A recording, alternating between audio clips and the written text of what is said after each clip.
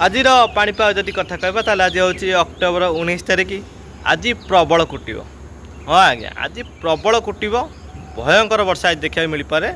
जदि मुख्यतः कहवा ताले वर्षा हबार कारण कौन जदि कहवा ताले ओडिशा को सामुद्रिक वायु पूर्व दिगरू प्रभावित होची ता सहित उत्तर पश्चिम भारत अर्थात कहवा उत्तर भारत वायु मध्य ओडिशा मध्य प्रवेश करछि। ए दुईटी वायु मिश्रण आज उपकूल ओडिशा आभ्यंतरण ओडिशा एवं दक्षिण ओडिशा जिला मानकरे मिश्रण हम।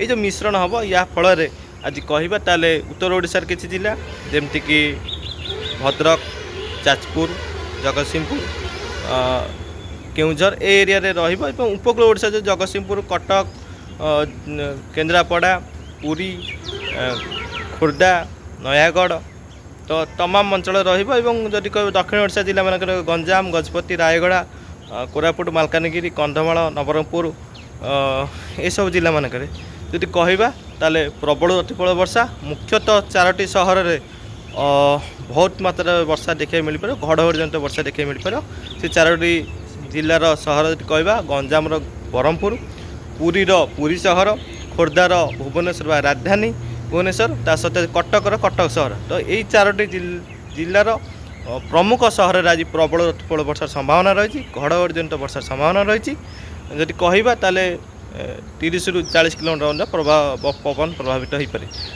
ता सहित जदि कहवा ताले बाकी अंचल में हल्का मध्यम धरण वर्षा रही संभावना रही पश्चिम उत्तर पश्चिम जिला मानक क्या भाव वर्षा देखा मिल पारे। किंतु आज मुख्यतः जदि कहवा उपकूल ओडिशा दक्षिण ओडिशा और आभ्यंतरण ओडिशा प्रबल वर्षा संभावना रही सहित जदि कहवा ताले एबे दुईटी बात्या को नहीं चर्चा जोर चली तो बंगोपसागर रे दुईटी बात्या सृष्टि हेब कि नहीं तापर मुझे आज अपडेट देवी लॉन्ग वीडियो रे आपण जाइकी देखिपारे। देखुता चैनल को सब्सक्राइब कर लाइक शेयर करेंगे। रहिले नमस्कार।